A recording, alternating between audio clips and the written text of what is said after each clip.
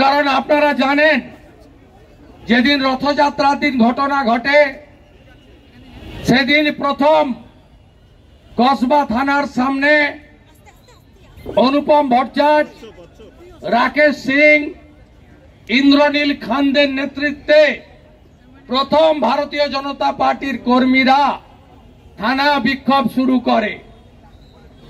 তার পরের দিন আমাদের মাননীয় রাজ্য সভাপতি, কেন্দ্রের রাষ্ট্রমন্ত্রী ডাক্তার সুকান্ত মজুমদার সহ আমাদের শতাধিক নেতৃত্বকে বলপূর্বক গড়িয়াহাট মোড় থেকে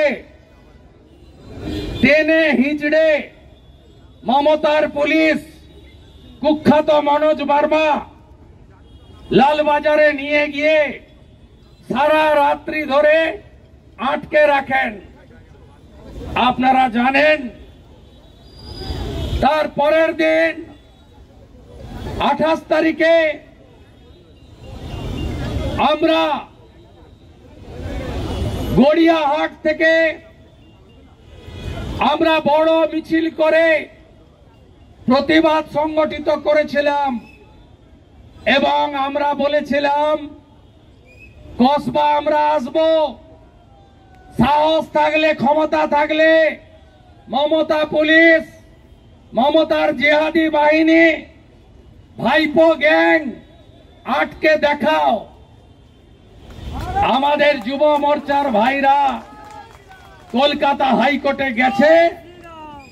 হাইকোর্ট বলল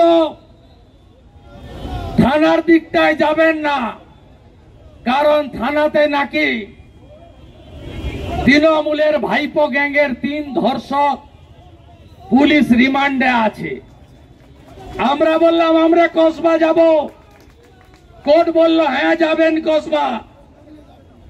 আমরা বললাম কসবা ল কলেজের সামনে যাব, যেখানে আমাদের বোনকে ধর্ষণ করা হয়েছে। বাড়ির লোককে যতই আটকে রাখুন, বাংলার মা বোনেরা আজকে ঝাড়ু নিয়ে এসছে। ঝাড়ু দেখান না একটু মায়েরা, ঝাড়ু দেখান।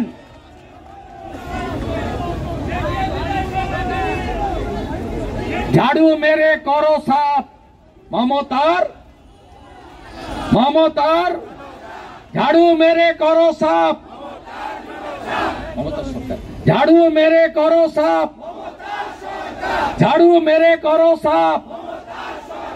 আজকে 1000 ঝাড়ু নিয়ে আমাদের মা বোন দিদিরা আজকে যুব মোর্চার মিছিলে হেঁটেছে। আমরা আওয়াজ দিয়েছি কন্যা বাঁচাও, মমতা হটাও। আমরা আওয়াজ দিয়েছি ধর্ষকদের ফাঁসি চাই, আমরা মমতার পতন দেখতে চাই। এই আন্দোলন গোটা রাস্তায় ভিজেছেন, আর এইটুকু ভিজলে কি আছে।